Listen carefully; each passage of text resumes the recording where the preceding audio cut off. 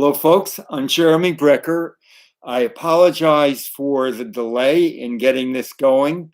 We had multiple technical difficulties, which I think is a symbol of our time and our era. If only we had been able to take those difficulties and install them in some national leaders' computer operation so that we could have delayed them for 24 minutes. I would have been much happier, but I'm very, very glad that those of you who are here have stuck with it, and we'll, with no more ado, go forward. So I'm Jeremy Brecher. I'm author of too many books to mention, and also an activist in too many movements over the last 60 years to mention. But I'm here because today is the day that I have just received a new edition of my book, Strike. And it's been put out in this beautiful edition by PM Press. And today they have started a Kickstarter campaign to win support for their efforts to publish this book and keep it in print. This is the 50th anniversary edition. The book originally came out in 1972, and I have been updating it just about every 10 years ever since then. And you can find the newest edition, and you can find the Kickstarter campaign, which is where right now you can get a copy of the new edition at www.pmpress.org/strikebook. And if you can't remember that, it will be in the chat. So we're going to have a little time, and I'll be sure to save a little time for questions at the end of this, and you can put questions in the chat box as we go along, or you can ask them at the end. The talk I'm going to give is called Mass Strikes, Yesterday, Today, and Tomorrow. And why don't I start with today? I imagine that many of you have been following the outbreak of strikes by essential workers who are being subject to serious health threats by the coronavirus pandemic, and who are being forced to work in spite of those threats without personal protective equipment, PPE as it's called, and without the proper distancing and other public health protections. And there are millions of workers in this situation, and they are being told they'll lose their jobs if they don't work in spite of the unsafe conditions. Workers who work in restaurants, in those places where restaurants are open, have come in with the masks that are a prerequisite for safe work. And they have been told by their employers that they cannot wear masks. They've been forbidden to wear the masks. And many other completely unsafe practices are being imposed. And workers and a lot of unions have called for employers to apply those proper protections, to do extreme in-depth cleaning of workplaces, and in many cases, the proper health protections have just been ignored. And millions of workers have found themselves powerless in the face of the power of their employers simply to say, well, you can go home, but don't come back. If you want to keep your job, you have to do what we tell you to do, even at threat to your own health or even your own life. And a few weeks ago, in the face of the situation, all of a sudden, with no call, no statements by unions or organizations or leaders of almost any kind outside the workplace, workers in a variety of workplaces began to strike. And they began to strike for personal protective equipment. They began to strike for deep cleaning of their workplaces, and they began to strike for social distancing in their workplaces. And I first began hearing about this. A friend of mine sent me an email with a reference to a little story that had appeared somewhere. And I went and looked, and I decided, gee, this is something I need to write about because I've written about the history of this kind of thing a lot and people need to know about it. And by the time I wrote about it, a few days later, there were about a dozen of these strikes had been reported in various parts of the country and among various kinds of workers.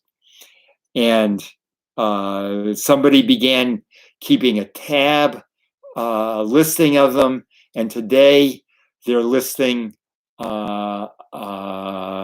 lists 150 strikes that have been pulled all over the country in all different kinds of workplaces for safety in the face of the coronavirus pandemic.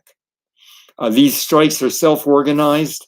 They are, so far as I know, there probably are a few cases where unions have called them, but generally speaking, unions are forbidden by their contracts to strike during the contract, even if the conditions are life-threatening to their workers.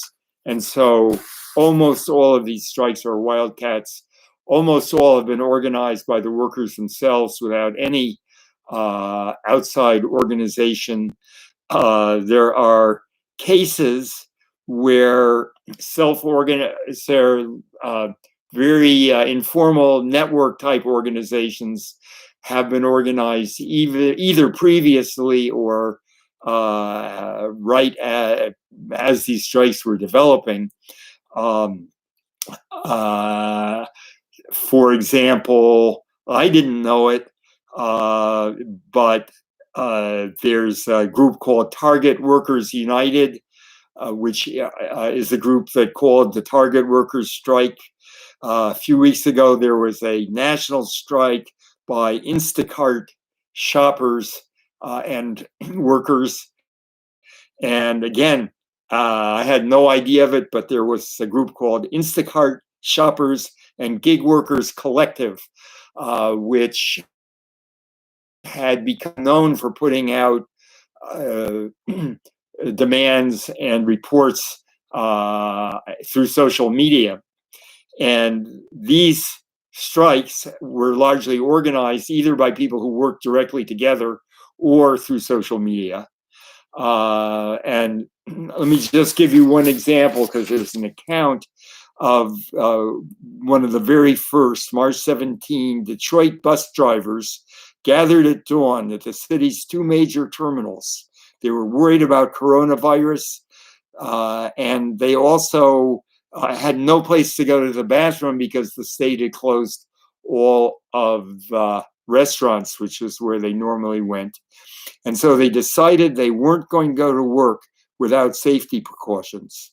That morning, 90% of the buses remained in their terminals, and the drivers sat around and talked, and they eventually, the head of their union, who was not involved with organizing the strike at all, called the mayor, and the mayor came down to talk with them, and they agreed they would shut down the bus service for the day, and then they would do a special cleaning of the buses, and they would meet all the other demands of the drivers. For example, they just suspended all bus fares because collecting the fares was one of the most dangerous parts of the job. They created a seat behind the driver that was unoccupied, so that if a passenger came and was infectious with the virus, the driver would be distanced from it. Drivers were given gloves and disinfectant wipes and masks, and more cleaning staff were hired and given instructions in how to clean the buses.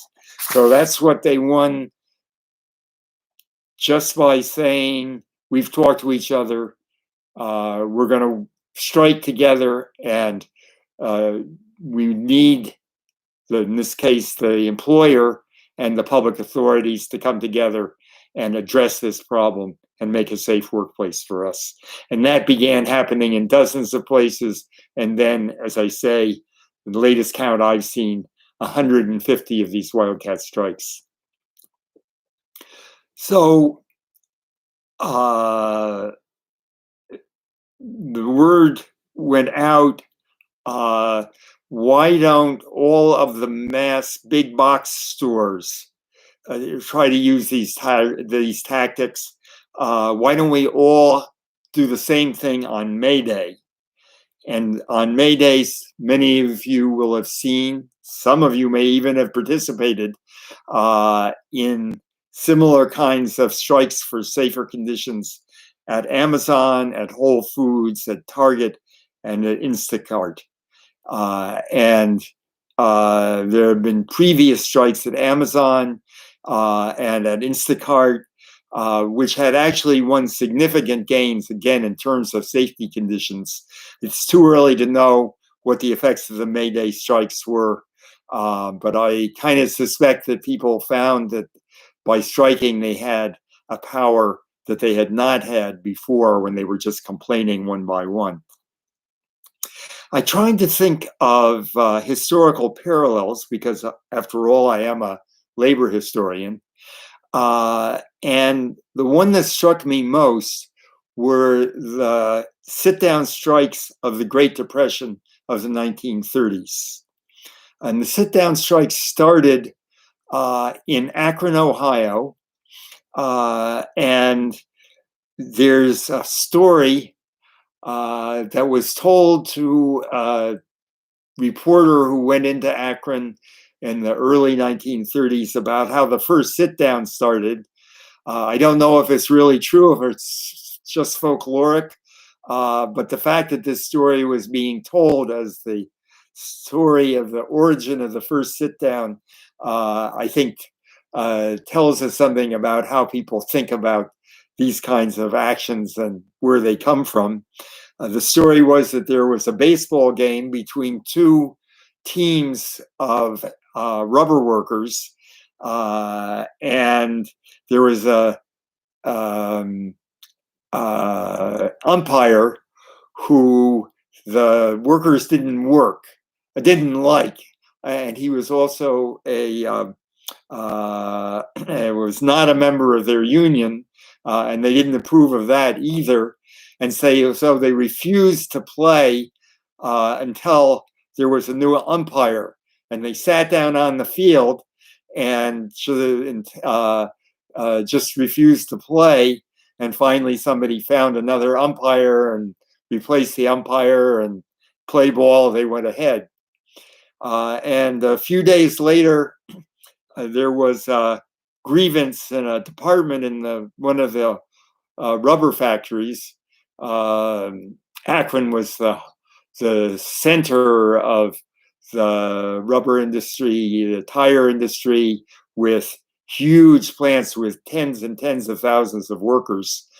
And the workers in this department said, hey, why don't we do what they did on the playing field the other day?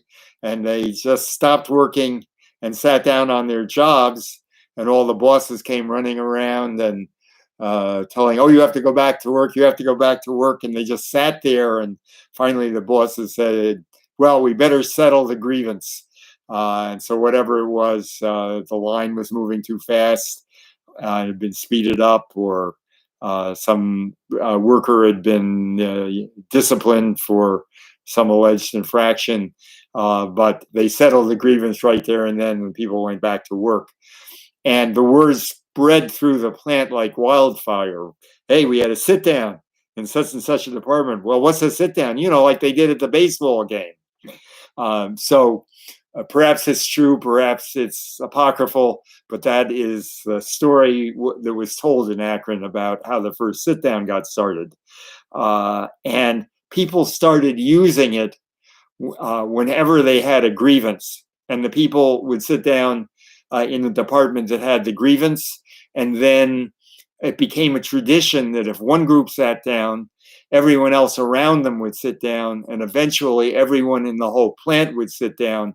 And they ended up having sit-down strikes with tens of thousands of workers that would shut down huge industrial complexes, which might be over a grievance that was only shared by a few workers, or it might be over something like a new payment plan that was being installed that was affecting everybody. And within a few months, the sit down was spreading throughout the other industrial towns of the Midwest, and especially spread to auto workers, and they were doing the same kind of thing. And eventually, the climax came at the end of 1936 when a group of workers occupied the Flint factories of General Motors, which was the heart central assembly plants of the entire General Motors complex, which was the largest corporation, largest industrial corporation in the United States. And they occupied it for a month.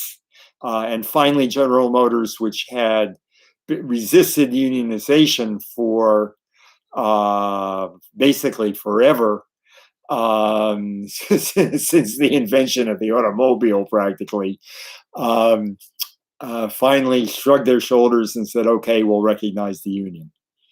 And that was the beginning of workers being able to act in an organized fashion in the auto industry. It was huge national news. In fact, the whole sit-down strike for 30 days was huge national news. And it began spreading like wildfire. So soon, all auto companies were being struck by sit-downs all over the country, and then hundreds and hundreds and hundreds of other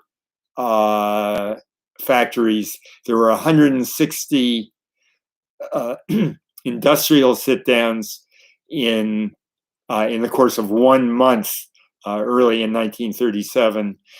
And then it began spreading to all kinds of other people. So, for example, the clients of welfare offices began using sit-down strikes for their grievances. Eventually, students began using it for their grievances. Eventually, there were sit-downs by housewives protesting their conditions as homemakers. And the sit-down became just a sort of a national wave spreading into all corners of society and being immensely effective at forcing employers to solve problems, address grievances, allow workers to be organized and represented by representatives of their own choosing, and turning workplaces throughout the country from places where only one group of people had power, namely the owners and managers, to one where they had to share that power with working people. So will we see something like that happen now on that kind of scale? There's no telling, but we can see the same kind of dynamic in which people discover their common problems and their common grievances. They discover that their fellow workers who they may have felt were, oh, they're a different race than we are. They're funny looking. They speak a different language.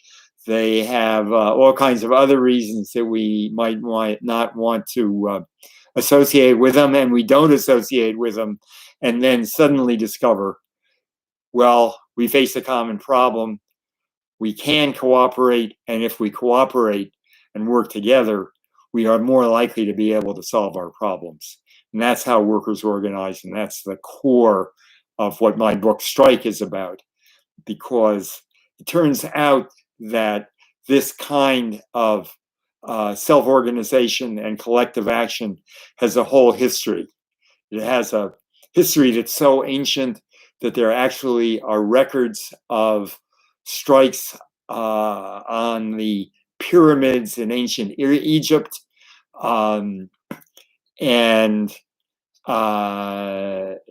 my book Strike, it starts after the American Civil War with the first great mass strike in the United States, where the entire railroads, which were the core industry and core transportation system of the country, were shut down, where there were general strikes in a dozen or more cities, where all workers in all different occupations and industries joined, and where the strike was only ended and suppressed by the use of the United States military and overall the killing of 160 people, almost all of them strikers and workers, in what came to be known as the Great Upheaval. So there were a half dozen other periods of mass strike, many of them involving millions of workers, many of them involving many months or even years of cascading struggles in different industries and different locations. These are actions that are almost unwritten in terms of what you find in high school or college history books, textbooks. They were almost unknown when I started writing about them for Strike. There'd be an occasional reference to them here and there. But as far as any understanding that there had been this kind of massive class struggle and massive strikes and strike waves that had gone far beyond any industry or any location was something that was very little recognized and is still little recognized. And that's why I wrote Strike, and I hope it will be something that will be useful for people today who are facing the kind of conditions that has led people to hold these coronavirus strikes. So to the new edition of Strike, which is just coming out, has the story of the mass strikes of the past, but it also brings that story up to date. It has the story, the tactics, the realities of mass working class and popular revolt remain a crucial but ignored aspect of history. The strikes and actions of the 21st century have been a little different. And then we'll begin wrapping this up. So far, we haven't really had that kind of mass strike, with one great exception, which are the strikes of the teachers. And really, they go way beyond teachers. They have been strikes for public education, and they have involved teachers, but they've also involved the students and parents and the staff workers in the educational system. And we've seen massive strikes in Chicago, West Virginia, Oklahoma, Arizona, Los Angeles, starting in 2012 with the Chicago teachers strike, and then running through the massive 2019 teachers strikes in West Virginia, Oklahoma, and Arizona. And then the Los Angeles teachers strike, another Chicago teachers strike. So these are essentially a mass strike of a whole economic sector of society, and all the workers and their allies in it. And they are an exemplary case of what is often now called strike bargaining for the common good and striking for the common good, because a very high proportion of the strikes and other mini revolts of the 21st century are not only for the needs of one particular group of workers, but very, very often they are for broad interests of a wide group of working people and society as a whole. And we can really see that in the coronavirus movement, protection movement, and the strikes that are such an important part of it. But the movement itself goes far beyond the strikes, and it is not just for the protection of the immediate workers, it's for the protection of the consumers and the public that they interact with, and that means it's fundamentally for the protection of all of us. So as we look forward, we can see that the next great problems that we're facing are the consequences of the coronavirus pandemic. And the most immediate, and I expect, predicting the future is very hard, but I think that we are entering a depression which can only be compared to the Great Depression of the 1930s. And the only way we're going to be able to deal with that is for people to organize themselves the way they did in the sit-down strikes and in the coronavirus strikes. We can already see rent strikes. We can see the organizing among essential workers. There's a new effort to put those demands together in the form of a Bill of Rights for essential workers, and campaign to include that Bill of Rights in the next stimulus package. That's something that millions of people have an interest in participating in. There's also 30 million people who applied for unemployment benefits in the last 6 weeks. And as in the 1930s, their interests are only going to be met if they organize themselves. In the 30s, we had unemployed organizations, the unemployed councils, mutual aid groups, and I think that that's what we're going to have to do now for the tens of millions of people who are unemployed.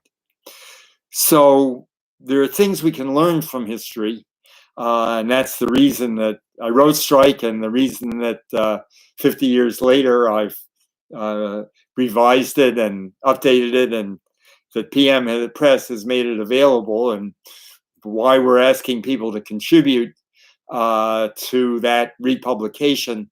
by going to the Kickstarter and getting their own copy of Strike from the Kickstarter, which is a way that they can also contribute to the publication. But it's not just a question of learning from history. People also have to invent their own new creative tactics and solutions. And that's what we've seen if you look through Strike. In each era, people have invented their own tactics, their own strategies, their own definition of what their problems are. And we're seeing that again today. For example, in the coronavirus context, we're seeing you can't mass together unless you are like certain people who have been going around with guns and having demonstrations as if the coronavirus was no threat. If you don't want to do that, what people have invented is new forms of digital protests. And they've also invented, you can see all kinds of pictures of demonstrations where people are using social distancing, but still holding demonstrations. Another tactic that became popular on Mayday has been motorcades around state capitals and other targets. And we've also seen what I think is a fantastic new tactic, which is workers in some industries. For example, the one I know best is in garment and textile workers who worked with their employers to design masks, which they then, to meet the specification of hospitals where hospital workers worked and where their unions said to the employers, well, we need masks. We have workers who want to make masks in a union that we're very close to. Give us the specifications and we'll go to them and ask them to make masks. And in fact, they went and made a prototype and are all set to start making masks for the unionized hospital workers who desperately need them to protect themselves and their patients. There's another case where General Electric workers held a demonstration to demand that General Electric allow them to start producing ventilators. And they listed closed factories where workers could go to work immediately producing ventilators. General Electric already has factories that produce ventilators. They have the skills, they have the equipment.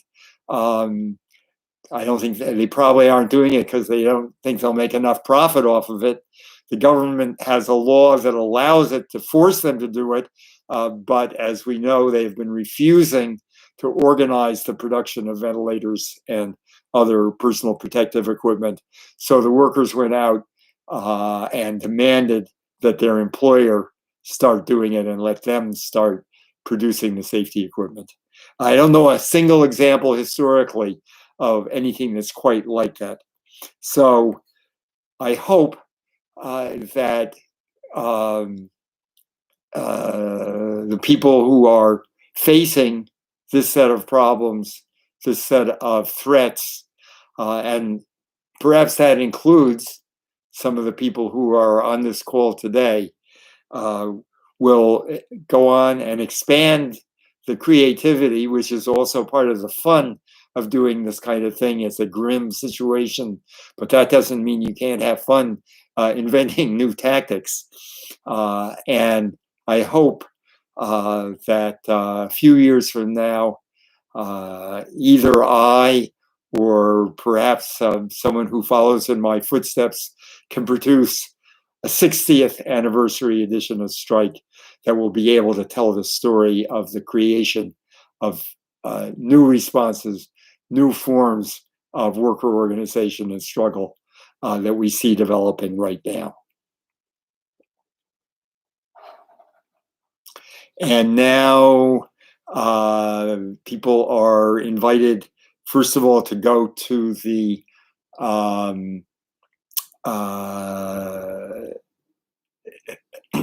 Kickstarter page if you feel like checking that out. And I believe the thing is, the link is in the chat box, but why don't I give it to you just to be on the safe side. And then we're wide open for questions. I see there's one already in the chat box, and I'll answer that and any more that people want to add. And the link is www.pmpress.org/strikebook, STRIKEBOOK. And here is the question that's in the chat box. It says, interesting talk. I wish prison correction guards went on strike. In Arizona, they barely make a living wage, and recently it was exposed the prisoner door locks didn't work and led to guards being attacked. So it's very interesting, and it's a situation. First, I should say that Strike, the new edition, has a section on the prisoner strikes of the last few years. And this is one of those tragic situations where people are both take part in the oppression of others and are oppressed themselves. And prison guards, this is very characteristic, barely make a living wage and facing very dangerous situations, and you can see that in extreme right now in the context of coronavirus pandemic, because the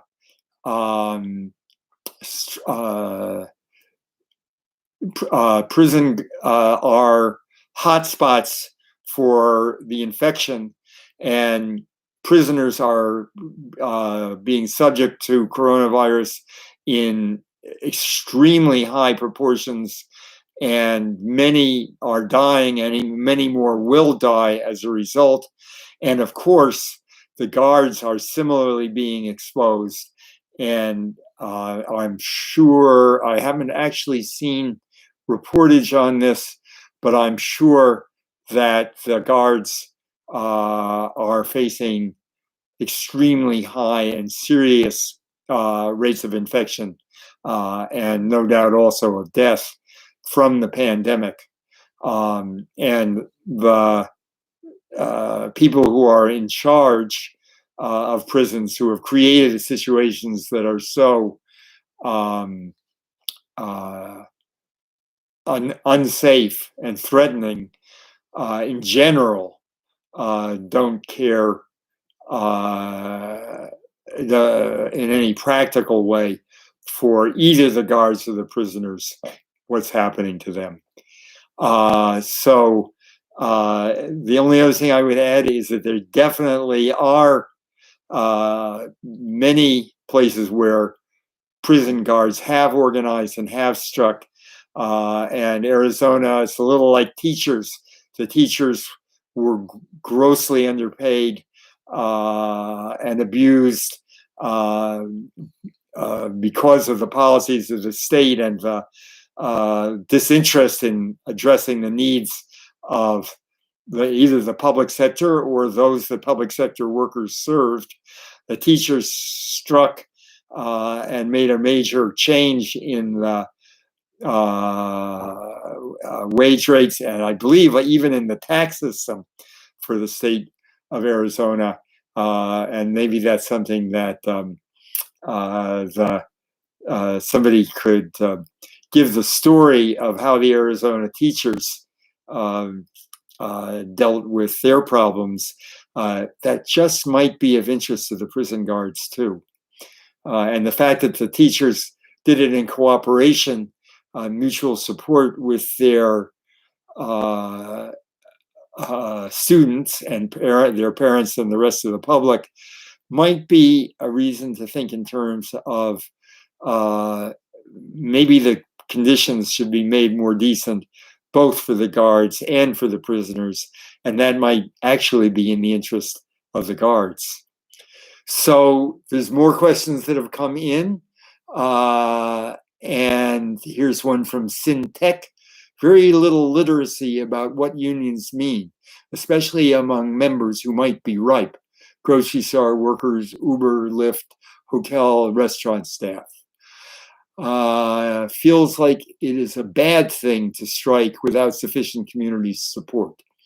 So various situations differ, but first of all, this is absolutely right. And of course, the reason for strike and the reason for having a session like this call today is to give people a chance to find out more. It is systematically hidden in what people learn in school. It's not an accident. Employers are very powerful in local communities and as throughout the society, and they run campaigns to keep labor education out of the schools. We have a labor education association here in Connecticut where I live, and we had a campaign. I went and testified in the state legislature for the hearing, and they won legislation to incorporate labor education in the schools. There was a guy there from your and my favorite organization, the one that is the minion of the Koch brothers, and it's known as Alec. He was the paid representative in Connecticut, and he was there to observe this, and then they campaigned against teaching labor history in the schools. So there's a reason that people don't learn about it in school, and there's also a reason that people don't learn about it on television. So basically, the solution, I think, is we have to teach each other about it. And that's what this is all about. And I hope strike is able to contribute to that process. So I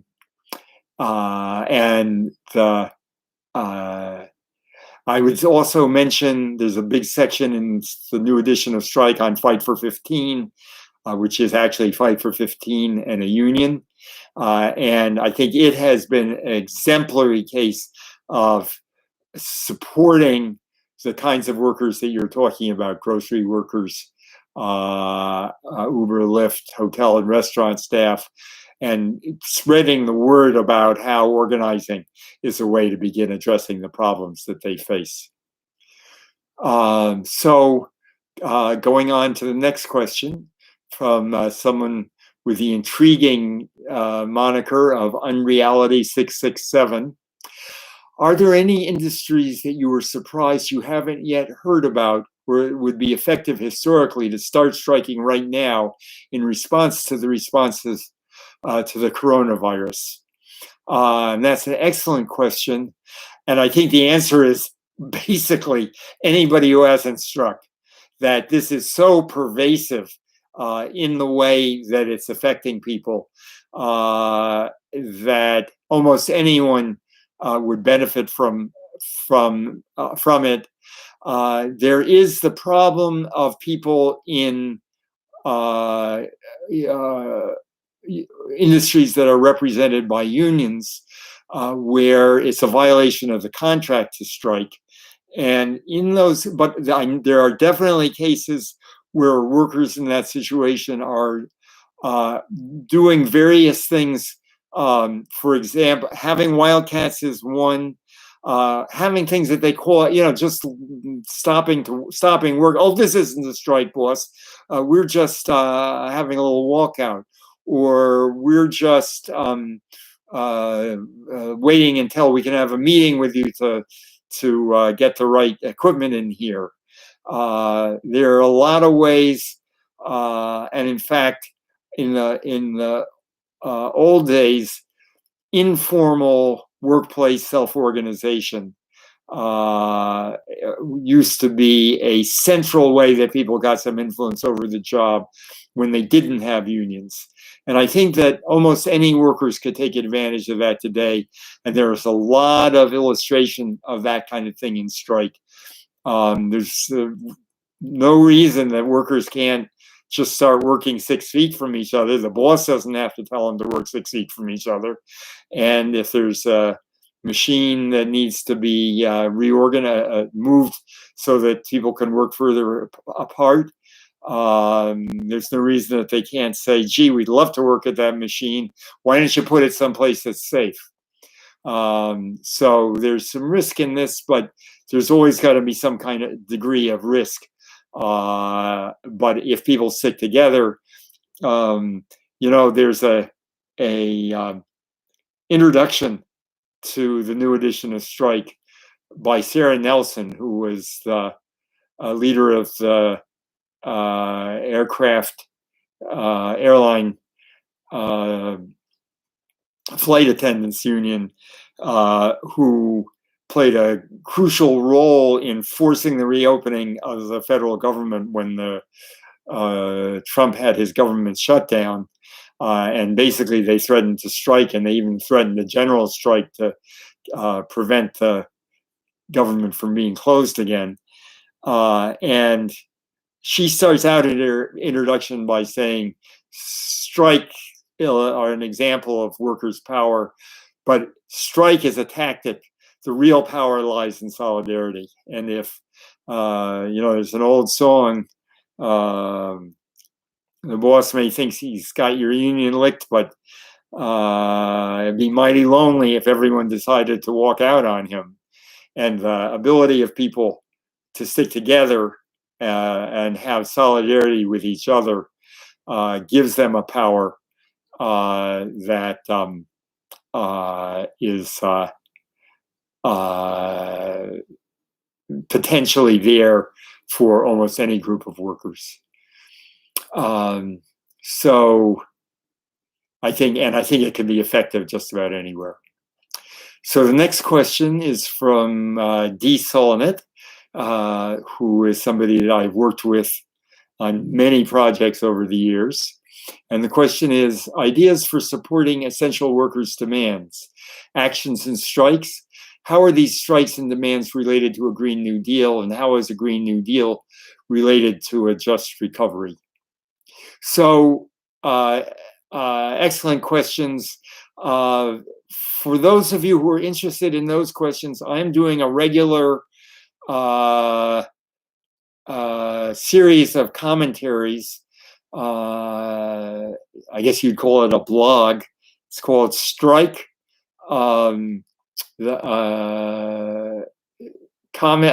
Jeremy Brecker's Corner, commentaries on solidarity and survival, in which I'm addressing a lot of these questions in terms of right now, response to the pandemic, and also in terms of what I've been calling an emergency Green New Deal. We're going to need to have the whole ball of wax for the real Green New Deal to solve our problems that we are facing in the broader sense. But right now, there's a series of problems that we're facing immediately, and we're going to be facing even more as we go into depression-like conditions. And we need an emergency Green New Deal to address those. I'm not going to try to spell out what that means here, but if you're interested, Strike, Jeremy Brecker's Corner. on the website of the organization I work with, the Labor Network for Sustainability, is the place to go. And if you look in a search engine, you'll find the links right off. So as far as ideas for supporting essential workers' demands, there is a text of a Bill of Rights for essential workers. I think that can be used. Anybody who's campaigning, and that will be on the Labor Network for Sustainability website. If it isn't now, it will be within the next day or two. Again, if you Google Essential Workers Bill of Rights, you'll find a link to it.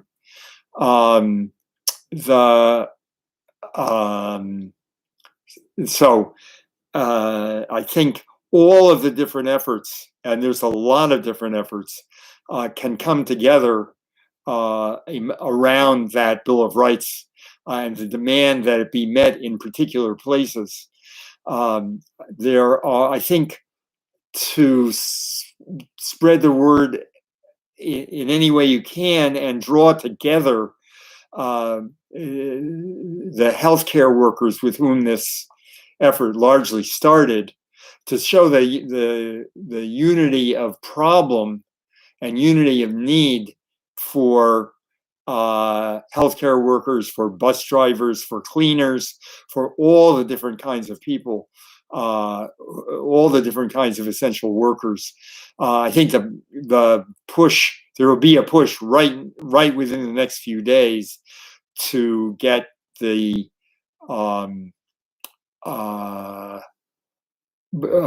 Essential Workers Bill of Rights, or important parts of it, included in the next stimulus package.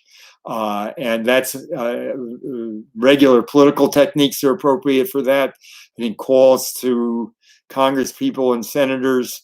There will be a web page about this on Labor Network for Sustainability. As I say, if it's not up, it will be up within the next couple of days. There's a lot of union pressure and negotiation to include that in the next stimulus package. I think a lot of direct pressure can be put directly on employers. And I think the support of wider community groups is crucial. I thought a great thing was that the Amazon workers and other workers that had the joint strike on Mayday specifically appealed to other people who weren't workers there to have a one-day boycott and not buy anything from any of those companies. And of course, that can be extended to doesn't have to be for just a day, but it was a way of sending a message to the companies, which undoubtedly measured their daily volume of orders. It's a way of sending a message that said, you may have some other problems here if you don't clean up your act as far as our working conditions go. So I think that, for example, tactics that have been very much utilized by Fight for 15, where workers strike a local McDonald's or Burger King or whatever it is, and then if they feel threatened about going, first of all, with support, especially of local religious institutions, community organizations, and you wonder why, well, when people strike at McDonald's, how come they don't just fire them? Well, one of the main things that's happened is when workers have gone back, if they felt that their jobs might be threatened, they've gone back with the local rabbi and the local minister and the other folks that could accompany them to go back and say, well, if you want to sell hamburgers in this neighborhood, maybe we better take this person back. So I think and there's one other idea that I think is really worth exploring.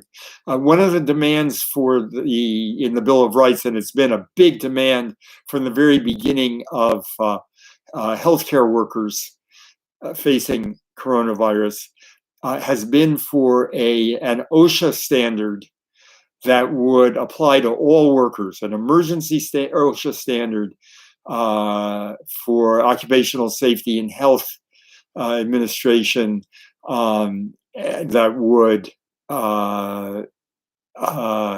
put these basic protections as the law of the land for all workers, and which would recognize the commonality of all the workers who were threatened by them. The problem is that OSHA has been largely gutted. It's become more and more a creature of the employers, and is very unlikely that such a standard can be included without more pressure being raised in the law at this point. But I've been wondering, why can't we create a people's OSHA standard? Why can't we create it's not that difficult technically to say you got to be 6 feet away from the next guy. You got to have a mask. You got to be provided with a mask by your employer, and make a standard like that. Obviously, it'll need to be adapted in particular situations. For bus drivers not having to collect the fares has got to be part of it, which is not going to be true for a hospital worker. But the basic elements can be spelled out very simply, and we can make that be a standard that we insist on being met everywhere. It can be a standard that customers and consumers insist is being met, as well as workers. Workers can do quickie strikes and on-the-job actions. They can do actions with the community where people who work in a place ask the local community organizations and religious organizations, look, we want to do an action on Tuesday and here are the demands. It's to impose these conditions that anyone would agree are necessary, not only to protect us, but to protect you and to protect everyone, and pull them together. And I think if workers and community members, consumers, began doing actions on particular workplaces and particular companies in that way, we'd have a national movement very quickly. And if we had that kind of united front, then I think the ability to put pressure on the political folks would become pretty strong. What, Congressman, you don't think that this collection of strange bedfellows that we got here might not affect what's going to happen to you in the next election? Maybe you want to think again. So those are the kinds of things. But I think, as I said before, that really creating new strategies and tactics that are appropriate to this particular situation and our needs here is underway. That creative process is happening, and really participating in that is what's called for. And the syntax says, sounds like group reading and study groups for book is a tactic. That is a fantastic idea. And if there are people who are interested in that, I don't think it would be hard. And I'd certainly be glad to help creating a study guide. But I think also it's something that people can go ahead to pull out the parts that are relevant to their particular friends or coworkers. And that's something I'd be glad to help with if someone wants to do that. And what is there that's relevant to this people where I work? That would be we wanted to read all of it, of course, but what would be a good teaser? I'd be glad to respond and suggest parts of it. Okay, next question from Scott Huldison. I hope I'm pronouncing your name right. Apologies if I'm not. We have the best criminal justice system money can buy. The US is about 5% of the world's population, incarcerates 25% of the world's prisoners. Can you speak of profits of the prison industrial complex?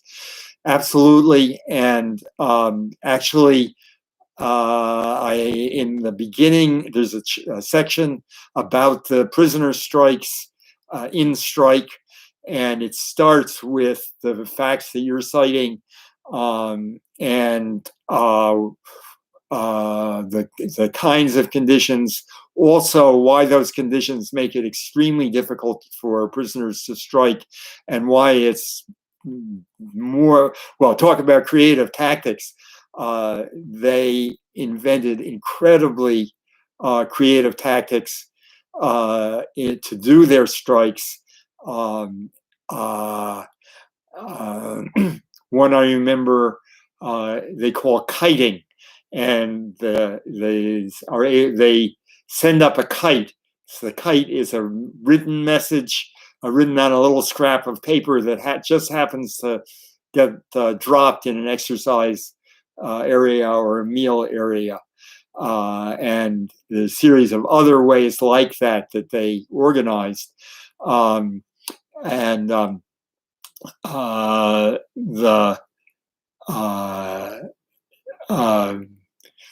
far as the profits of the prison system, one of the core developments for prisoners' strikes has been to say, we're workers. And we're adopting the tactic of the strike because we're workers and being paid at least the local state minimum wage and having other rights of workers so that they're not in a situation that's tantamount to slavery was a central demand of the more recent wave of prisoner strikes. So take a look at strike and read all about it. Next question. Do you know of any examples, and this is from Amanda Gonzalez, do you know of any examples where American workers have gone on strike in conjunction with workers from other countries, perhaps to put pressure on a multinational corporation? That's a great question, and you'll find in the more recent chapters of Strike of the book, a lot of attention paid to the international aspects of worker situations and of strikes and other labor actions. And the answer is yes. And this is, again, something that's very little known, very little reported on. But it's become a significant piece of what workers have incorporated in their strategies over the last few years. And I'll give you one example at least. And there's three that come to mind, but given the constraints of time, I'll just tell about the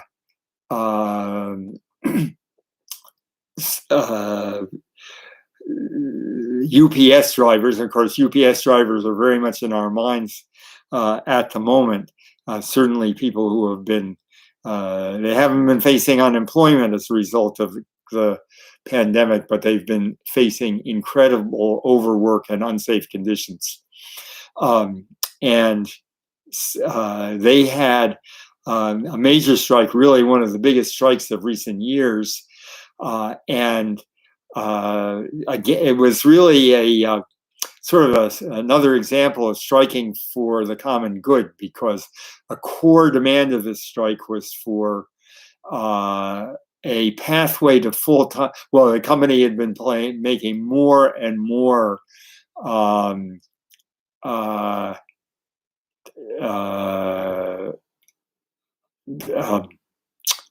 part-time and contingent jobs out of the regular jobs, and really jobs where people couldn't, no way you could make a living out of it, and had to have another job.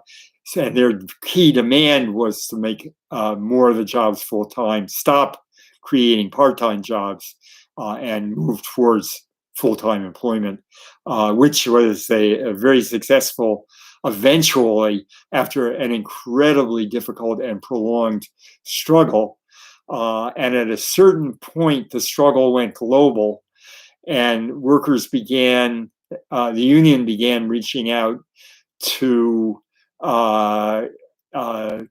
workers in companies that UPS owned around the world, and they made a huge publicity campaign out of their support operations. Comes to find out, UPS was about to make a major push into other countries, because they saw that as their next big profit opportunity. And the fact that they were being held up as a bad employer, and especially this business of part-time work and contingent work, which was viewed in Europe as extremely exploitative and much less accepted than here. The result was a threat to their expansion plans, and turns out that was one of the main reasons that they decided to settle the strike. My memory of this story may be a little off, but that's the gist of it.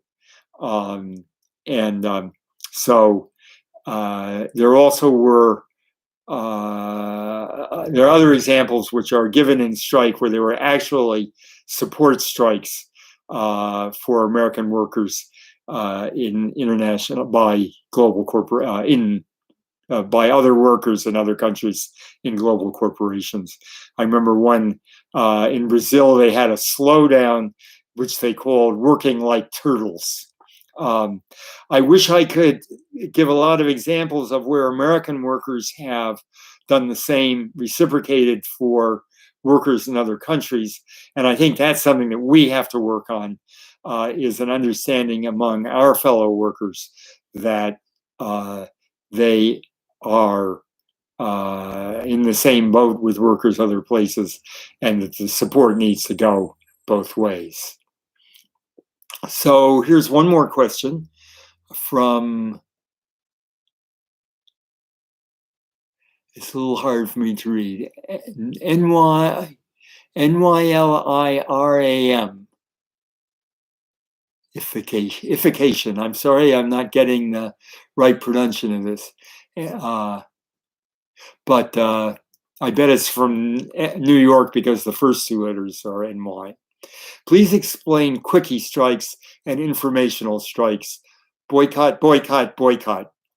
Good. Okay, well, quickie strikes have a long history and continue to be used today. And they are, sometimes they were called lightning strikes. They were a favorite tactics of the wobblies, the industrial workers of the world, especially in our agricultural organizing. The agricultural workers would work through the summer season, and then at the end of the season, they needed the crops to be harvested within 2 or 3 days before they went bad in the fields. And all of a sudden, the workers would say, "Oh, you'd really like to get those crops picked, wouldn't you? Well, we'd be glad to pick them, but geez, the wages you pay, not for that. How'd you like to double our wages?"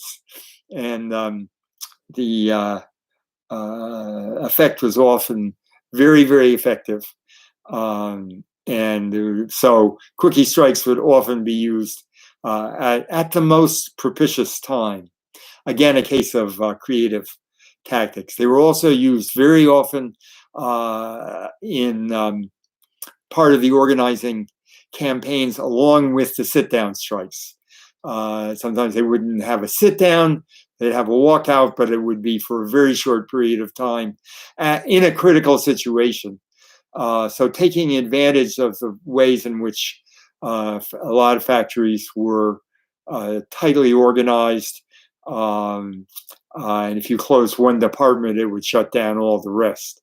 And we see that again today with just-in-time production, which means there's no stockpile of parts, and so often a strike, a quickie strike, can cause a very, very big shutdown of production in a very short period of time, give workers a lot of bargaining power that they wouldn't have if they had a long-term strike where they could be either fired or left to just run out while the company moved its production someplace else. A quickie strike can be very effective. Sometimes there's legal protections for a one-day strike. You need to research it because it's very variable depending on the situation. But short-term strikes are less likely to meet the kind of reprisal that a long-term strike meets. So it's something that's worth looking into. Okay, explain quickie strikes, informational strikes. Sometimes, and again, you have to check out the labor law if you're in a situation where you're represented by a union, because these conditions are pretty tightly drawn, and you need to check it out and see if there are things you need to work around. But informational strikes are, the idea is, well, our purpose here is not to completely shut down the employer's production. And that there might be various reasons for that. Our purpose is to let the public know and let other workers know about the situation and let them hear our story, understand what's necessary to do. And there was a fantastic example, which I described before, of the General Electric workers who walked out of the Lynn plant in order to demand that General Electric start producing ventilators to protect health workers and others from the coronavirus infection. And they did their research and they wrote up their demands and their background arguments for their demands, and then they walked off the job and then got huge nationwide publicity. And then about a day later, there was a follow-up story that appeared in the local newspaper that said, well, actually, they explained it wasn't really a strike, it was just a walkout. And they were doing it in order to let people know about their demands. So that would be a very visible example of an informational strike, and it was extremely effective in terms of providing the information that it was intending to provide, namely, our company can make ventilators and they're refusing to do so. We want to make ventilators. We want them to create the conditions where we can do that. So that can be used in a lot of situations, and it can be done by a small number of people. Fired workers who have been lost their jobs can go in front of a store or a workplace of some kind with picket signs and just tell their story. hand out a leaflet that says what happened, ask people for support. And that leads to the final item that's here, which is boycott, boycott, boycott, exclamation point. And I think the boycott, we're seeing the boycott being used as an effective tool in the coronavirus context. I think it works extremely well synergistically with the strikes. I sent around a story about the Mayday strikes to my little community here with a message saying the people at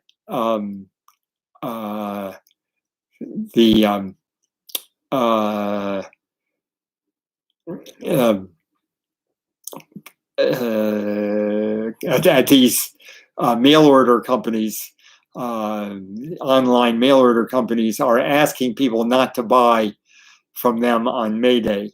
And I got an extremely warm response. I suspect that none of them bought anything, even though they were regularly using those companies even to get their groceries. So I think the key thing about boycotts is that they need to be targeted. It's easy to say don't buy anything, or don't buy anything from a mail order store, an online retailer. It doesn't really have that targeted an effect. I think the boycotts are most powerful where the workers involved, or the people who are the direct victims of a particular practice, they don't have to be the people who work for them. They can be people whose communities are being polluted by them, for example. But where the people who are directly affected put out an appeal and put out a call and are willing to take the consequences of the boycott. I think many people quite reasonably feel, oh, if we boycott a company, the people who are really going to be hurt by that are the workers. And when a boycott really gets support is often when the workers who might be hurt by it say, no, we want you to boycott anyway. We're willing to take that consequence. This was really crucial with what's probably the most successful boycott in modern history, which was the boycott of South African goods in the struggle against apartheid. And there, the key to its success is often felt to be the fact that the South African blacks who were the victims of apartheid, but would also pay a heavy cost for a boycott, were the ones who went to American trade unions and churches and politicians and said, please, we want you to do this. We know that there will be consequences for us, and we're willing to accept that. So I think that the boycott is strongest as a tactic in that kind of situation. And then there's another question here. Thoughts on shareholders meeting protests now that they seem to have gone online? Let's try it. I don't really have a take on it. I think we're in a time when the tactics are going to be different, and their effectiveness has to be reevaluated. With something like coronavirus, shareholders' protests have been effective at times, usually in conjunction with other kinds of actions. And I think in this case, you got a really interesting situation because companies and shareholders, there's no defense of not making people work in a situation that's threatening to their lives. There's just no way to defend it. And it's being done because the employers just don't care. And until they feel pressure, they're willing to let their workers die. And I think, but there's no way it can be defended, and there's no way the shareholders can defend it. So I think that in this particular, and there's certainly no way the public defends it. The public overwhelmingly supports requiring safe working conditions for all workers. So in that situation, I think it's well worth testing whether pressure on shareholders isn't a valuable tactic, especially combined with strike and other kinds of action by workers and boycotts and other kinds of action by the public. And we're looking at a situation. Let me just say one more thing here, which is there's a lot of happy talk that this is all going to be over in a month, or at worst in 2 months, then we'll all be back to work. We won't have to worry about the virus. And this is very, very far from the reality. There's an article in Science by the leading experts on what this is going to look like, and it's almost certain that there's going to be multiple waves of the virus, that it may be possible to stop lockdowns for a period in particular regions, but almost certainly the picture that we're looking at is at least a year where the lockdowns are going to have to go back on when the virus infections start rising again, and the premature cutting of the public health protections will only increase the likelihood and size of the next round of the pandemic. So it's not like, oh, this is all practically the end. There's no point in struggling for these things. I would like to see something that was like the historic mass strikes, but even more widely shared participation with consumers and community members and workers, coming to the point where they say, enough is enough, this has got to stop. We're not going to put anyone else at risk.